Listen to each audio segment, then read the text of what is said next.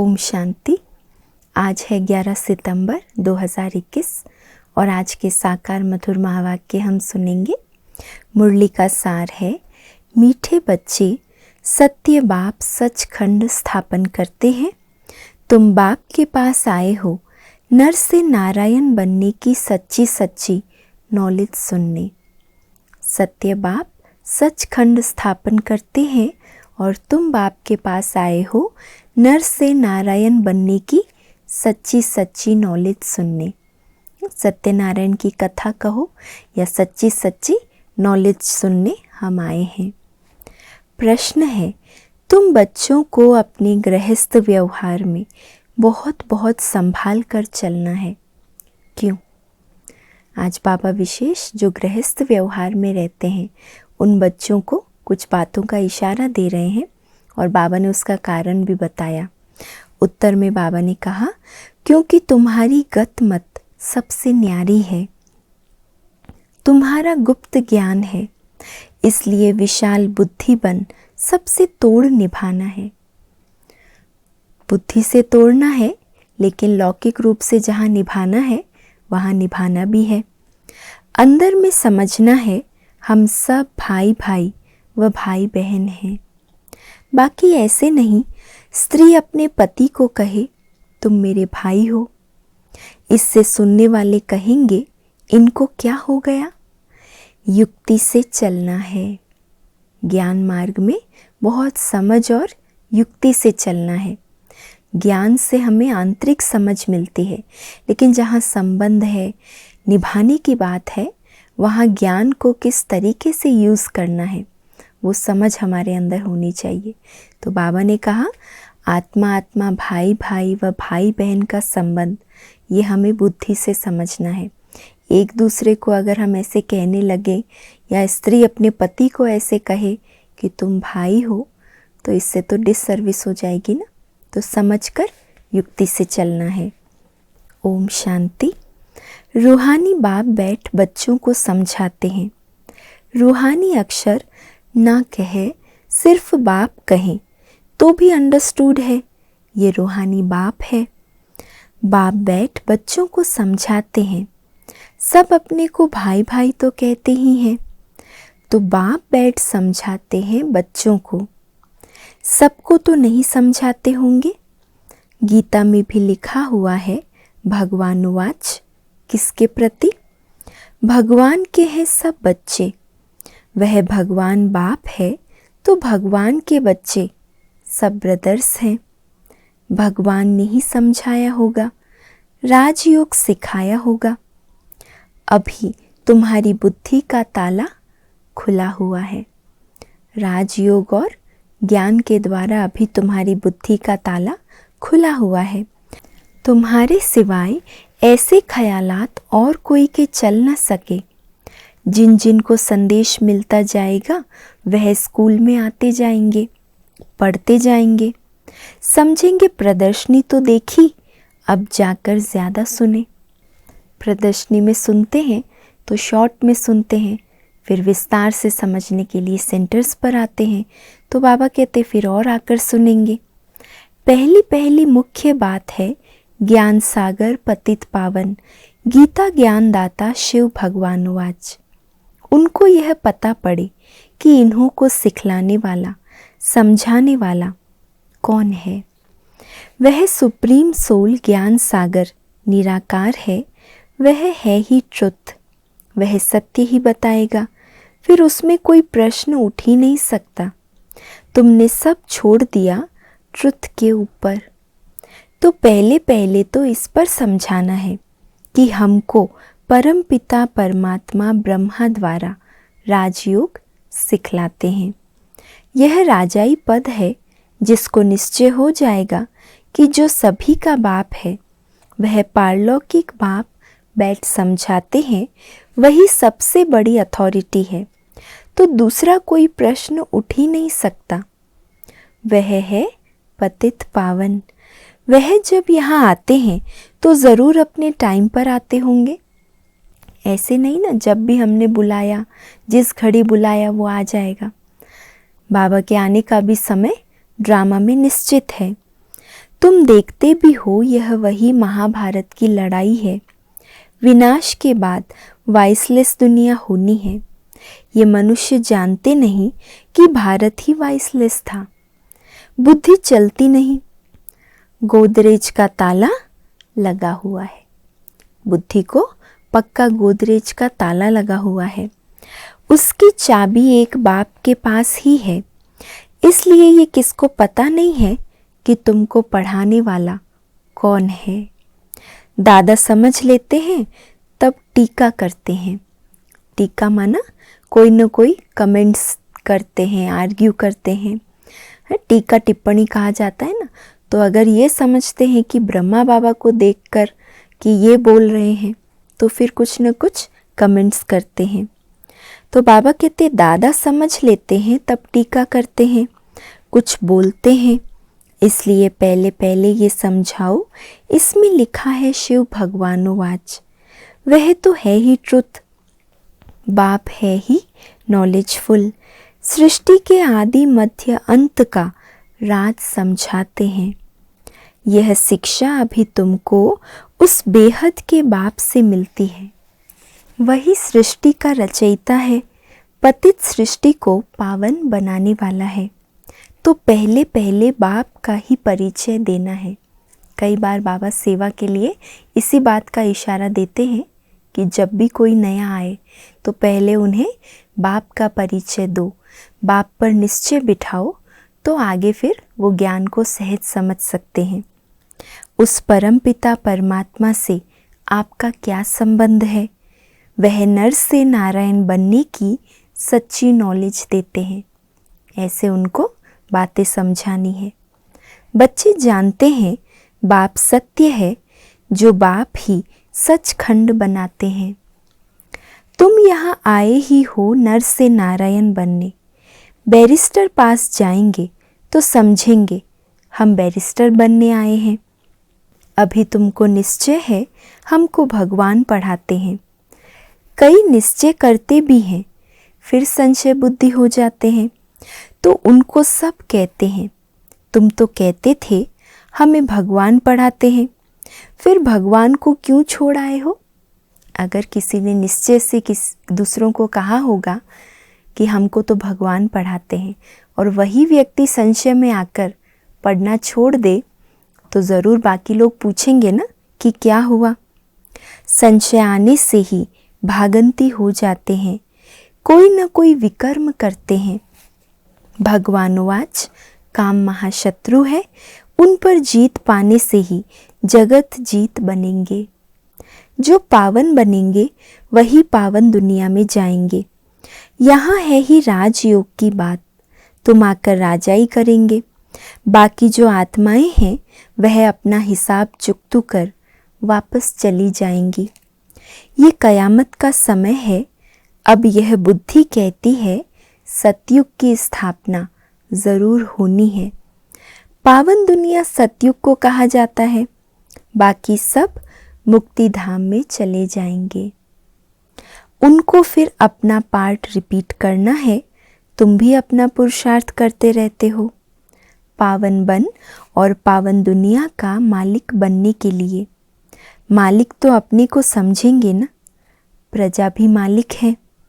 अभी प्रजा भी कहती है ना हमारा भारत। तुम समझते हो अभी सब नर्कवासी है।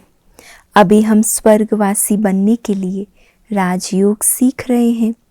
सब तो स्वर्गवासी नहीं बनेंगे। बाप कहते हैं जब भक्ति मार्ग पूरा होगा तब ही मैं आऊँगा। मेरे आने का समय ही है। भक्ति मार्ग जब खत्म होने वाला है, मुझे ही आकर सब भक्तों को भक्ति का फल देना है। मेजॉरिटी तो भक्तों की है ना। सब पुकारते रहते हैं हे गॉड फादर।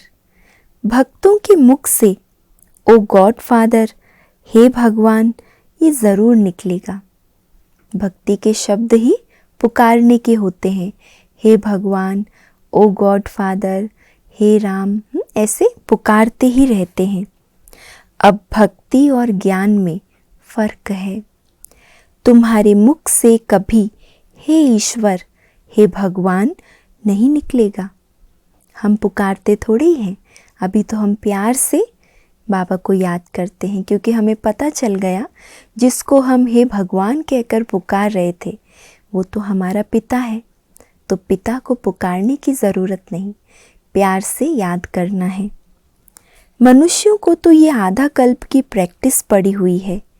तुम जानते हो वो हमारा बाप है, तुमको हे बाबा थोड़ी कहना है। बाप से तुमको तो वर्षा लेना है। पहले तो ये निश्चय हो कि हम बाप से वर्षा लेते हैं। बाप बच्चों को वर्षा लेने के अधिकारी बनाते हैं, मांगते नहीं लेकिन अधिकारी बन जाते हैं। ये तो सच्चा बाप है ना। बाप जानते हैं हमने जिन बच्चों को ज्ञान अमृत पिलाए, ज्ञान चिता पर बिठाए विश्व का मालिक देवता बनाया था, वही काम चिता पर बैठ भस्मीभूत हो गए हैं। अब मैं फिर ज्ञान चिता पर बिठाए घोर नींद से जगाए स्वर्ग में ले जाता हूँ। ज्ञान चिता पर बिठाए और घोर नींद से जगाए बाबा हमको स्वर्ग में भेज देते हैं। बाप ने समझाया है तुम आत्माएं वहाँ शांति धाम और सुख धाम में रहती हो। सुख धाम को कहा जाता है वाइसलेस वर्ल्ड, संपूर्ण निर्विकारी। वहाँ देवताएं रहते हैं और वह है स्वीट होम, आत्माओं का घर। सभी एक्टर्स उस शांति धाम से आते हैं यहाँ पार्ट बजाने। हम आत्माएं यहाँ के रहवासी नहीं हैं, वह एक्टर्स यहाँ के रहवासी होते हैं। स्थूल दुनिया में जो भी एक्टर्स हैं वो तो इसी दुनिया के रहवासी हैं, पर हम आत्मा रूपी एक्टर्स शांति धाम के रहवासी हैं और साकार दुनिया में आकर अपना पार्ट बजाते हैं। सिर्फ घर से आकर ड्रेस बदली कर पार्ट बजाते हैं। तुम तो समझते हो हमारा घर शांति धाम है, जहाँ हम फिर वापस जाते हैं। जब सभी एक्टर्स स्टेज पर आ जाते हैं तब बाप आकर सबको ले जाएंगे, इसलिए उनको लिबरेटर गाइड भी कहा जाता है। दुख हरता सुख करता है तो इतने सारे मनुष्य कहाँ जाएंगे? विचार तो करो। पतित पावन को बुलाते हैं किस लिए? अपने मौत के लिए। दुख की दुनिया में रहना नहीं चाहते हैं, इसलिए कहते हैं घर ले चलो। यह सब मुक्ति को ही मानने वाले हैं। भारत का प्राचीन योग भी कितना मशहूर है। विलायत में भी जाते हैं प्राचीन राजयोग सिखलाने। क्रिश्चियंस में बहुत हैं जो सन्यासियों का मान रखते हैं। गेरू कफनी की जो पहरवाइश है वो है हठ योग की। तुमको तो घर बार छोड़ना नहीं है, ना कोई सफ़ेद कपड़े का बंधन है। बाबा कहते भले ज्ञान में चलते हैं लेकिन कोई सफ़ेद कपड़ों का बंधन नहीं है, क्योंकि जैसा परिवार का माहौल है, घर वालों को भी देख कर निभा कर चलना है, तो ऐसा कोई बंधन नहीं कि सफ़ेद कपड़ा ही पहनो, परंतु सफ़ेद अच्छा है। तुम भट्टी में रहे हो तो ड्रेस भी ये हो गई है। आजकल सफ़ेद पसंद करते हैं। मनुष्य मरते हैं तो सफ़ेद चादर डालते हैं। तो पहले कोई को भी बाप का परिचय देना है। दो बाप हैं, ये बातें समझने में टाइम लेती है। प्रदर्शनी में इतना समझा नहीं सकेंगे। सतयुग में एक बाप, इस समय है तुमको 3 बाप, क्योंकि भगवान आते हैं प्रजापिता ब्रह्मा के तन में। वह भी तो बाप है सबका।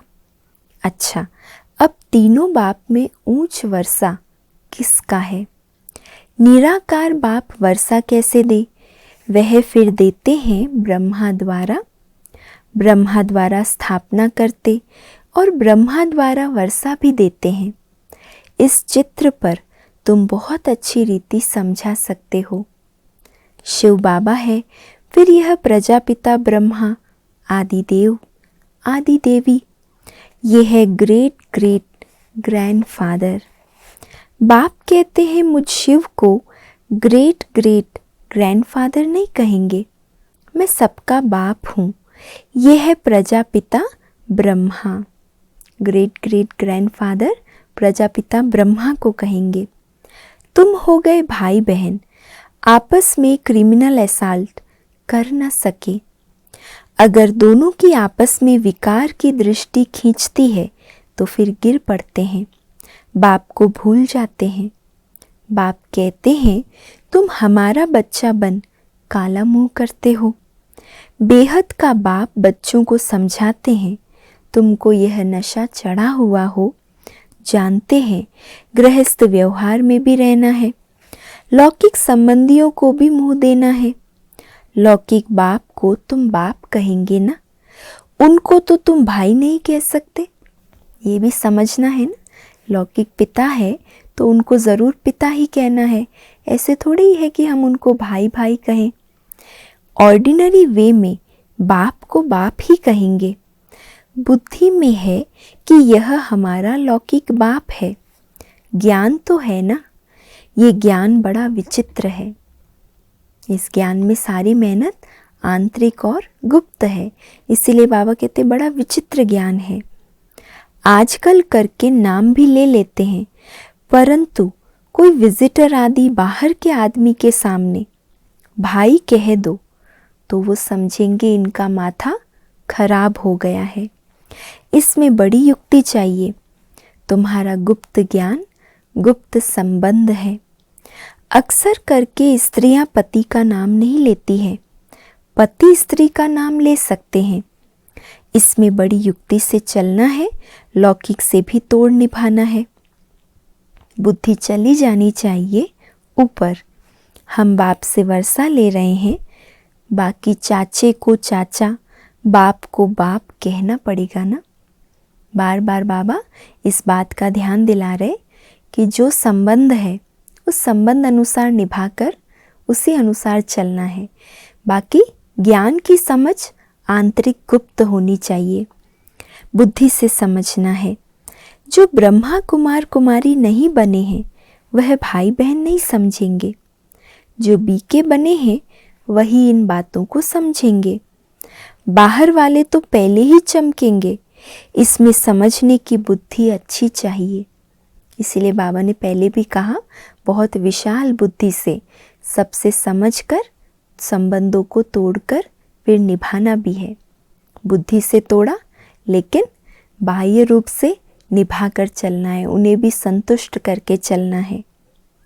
बाप तो बच्चों को विशाल बुद्धि बनाते हैं। तुम पहले हद की बुद्धि में थे, अभी बुद्धि चली जाती है बेहद में। वह हमारा बेहद का बाप है, ये सब हमारे भाई बहन हैं। लेकिन घर में सासू को सासू ही कहेंगे, बहन थोड़ी ही कहेंगे। घर में रहते बड़ी युक्ति से चलना है, नहीं तो लोग कहेंगे ये तो पति को भाई सासू को बहन कह देते, ये क्या है। फिर वो लोग ज्ञान मार्ग में आने की हिम्मत नहीं करेंगे। अगर वो ऐसा बातें देखेंगे कि यहाँ तो पति को भाई कहते हैं, सासू को बहन कह रहे, तो फिर वो ज्ञान में तो आएंगे नहीं, डिससर्विस हो जाएगी ना। इसलिए बाबा कहते हैं समझना है, युक्ति से चलना है। ये ज्ञान की बातें तुम ही जानो और ना जाने कोई। कहते हैं ना प्रभु तेरी गत मत तुम ही जानो। अब तुम उनके बच्चे बनते हो तो तुम्हारी गत मत तुम ही जानो। बड़ी संभाल से चलना पड़ता है, कहाँ कोई मूंझे नहीं। तो प्रदर्शनी में तुम बच्चों को पहले पहले यह समझाना है कि हमको पढ़ाने वाला भगवान है। जैसे इसके पहले भी बाबा ने कहा कि जब भी कोई नया आए तो उनको पहले बाप पर निश्चय बिठाओ कि बेहद का बाप कौन है, उनसे आपका क्या संबंध है। फिर 3 पिता का परिचय दो, प्रजापिता ब्रह्मा के बारे में भी समझाओ। तो ऐसे बाबा कह रहे हैं पहले पहले समझाना है कि हमको पढ़ाने वाला भगवान है। अब तुम बताओ भगवान कौन। निराकार शिव या देहधारी श्री कृष्ण। जो गीता में भगवानुवाच है वह शिव परमात्मा ने महावाक्य उच्चारे हैं या श्री कृष्ण ने उच्चारे हैं, ये पूछना है। कृष्ण तो है स्वर्ग का पहला प्रिंस, ऐसे तो कह नहीं सकते कि कृष्ण जयंती सो शिव जयंती। शिव जयंती के बाद फिर श्री कृष्ण जयंती। शिव जयंती से स्वर्ग का प्रिंस श्री कृष्ण कैसे बना, वो है समझने की बात। शिव जयंती, फिर गीता जयंती, फिर फट से है कृष्ण जयंती, है ना। शिव बाबा से सच्चा गीता ज्ञान सुनकर फिर श्री कृष्ण बना, तो इसीलिए शिव जयंती और कृष्ण जयंती के बीच में आती है गीता जयंती। क्योंकि बाप राजयोग सिखलाते हैं ना, बच्चों की बुद्धि में आया है ना, जब तक शिव परमात्मा ना आए तब तक शिव जयंती मना नहीं सकते। जब तक शिव आकर कृष्णपुरी स्थापन ना करे तो कृष्ण जयंती भी कैसे मनाई जाए। कृष्ण का जन्म तो मनाते हैं परंतु समझते थोड़े ही हैं। कृष्ण प्रिंस था तो ज़रूर सतयुग में होगा ना, देवी देवताओं की राजधानी होगी ज़रूर। सिर्फ एक कृष्ण को बादशाही तो नहीं मिलेगी ना, ज़रूर कृष्णपुरी होगी ना। कहते भी हैं कृष्णपुरी और फिर यह है कंसपुरी। कृष्णपुरी नई दुनिया, कंसपुरी है पुरानी दुनिया। कहते हैं देवताओं और असुरों की लड़ाई लगी, देवताओं ने जीता परंतु ऐसे तो है नहीं। कंसपुरी खत्म हुई फिर कृष्णपुरी स्थापन हुई ना। कंसपुरी पुरानी दुनिया में होगी, नई दुनिया में थोड़े यह कंस दैत्य आदि होंगे। यहाँ तो देखो कितने मनुष्य हैं, सतयुग में बहुत थोड़े हैं। ये भी तुम समझ सकते हो, अभी तुम्हारी बुद्धि चलती है। देवताओं ने तो कोई लड़ाई की नहीं, दैवी संप्रदाय सतयुग में ही होते हैं, आसुरी संप्रदाय यहाँ है। बाकी न देवताओं और असुरों की लड़ाई हुई, न कौरवों और पांडवों की हुई है। तुम रावण पर जीत पाते हो, तो वास्तव में हमारा युद्ध किससे है? माया रावण से, 5 विकारों से, बुराइयों व कमजोरियों से, ना कि कोई असुर व देवताओं की या फिर कौरव व पांडवों की लड़ाई है, ऐसी बात तो है नहीं। बाप कहते हैं इन विकारों पर जीत पानी है तो जगत जीत बन जाएंगे। इसमें कोई लड़ना नहीं है, लड़ने का नाम ले तो हिंसक बन जाए। रावण पर जीत पानी है परंतु नॉन वायलेंस, डबल अहिंसक बनकर रावण पर जीत पानी है।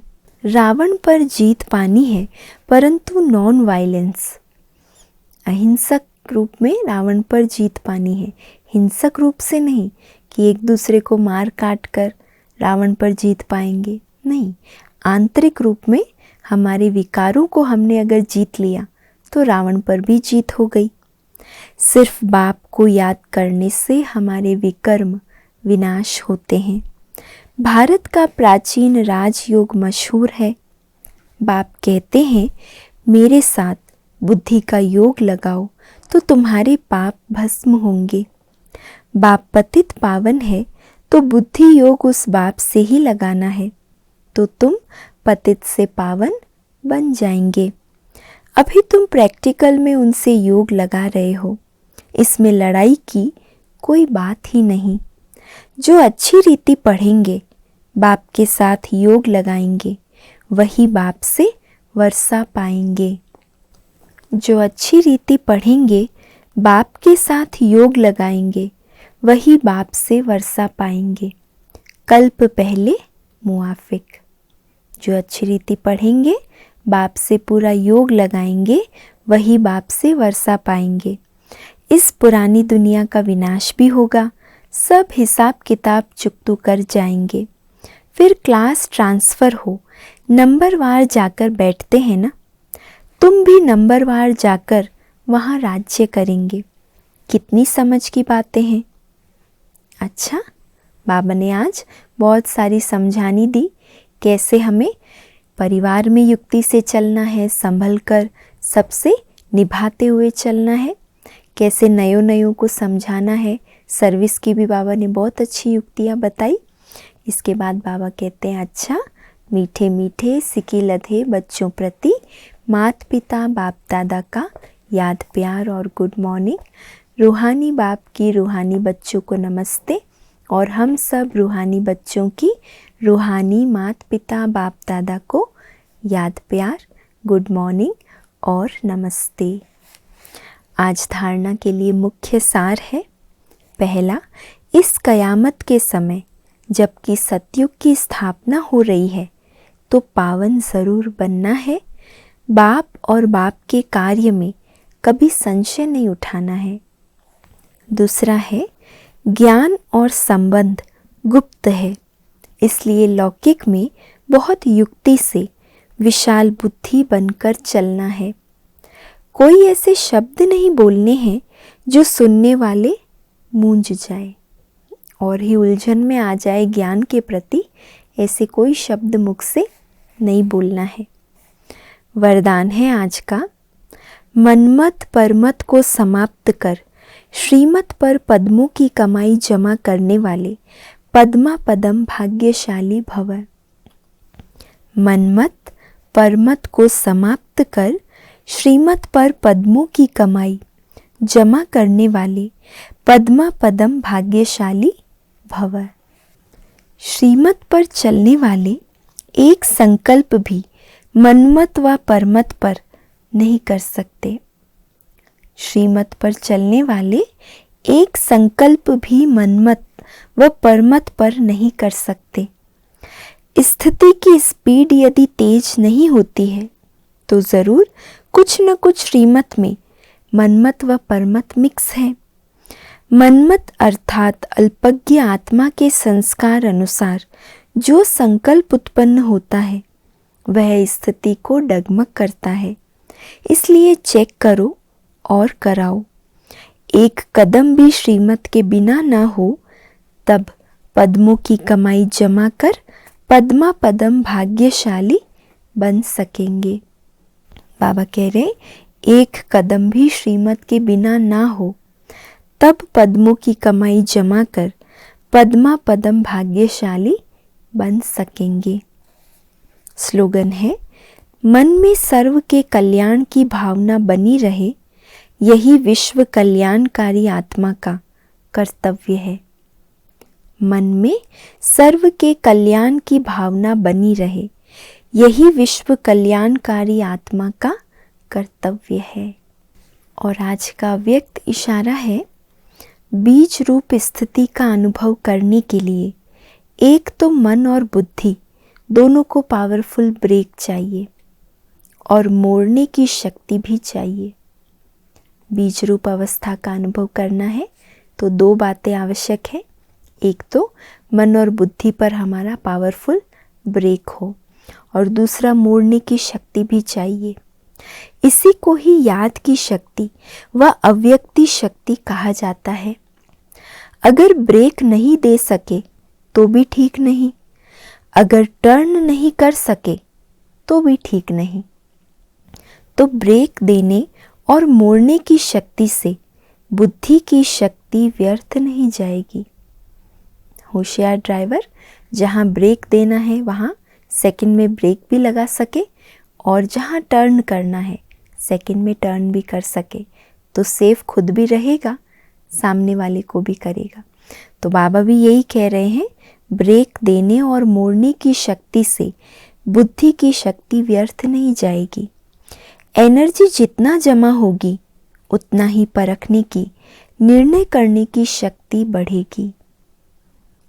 अच्छा, ओम शांति।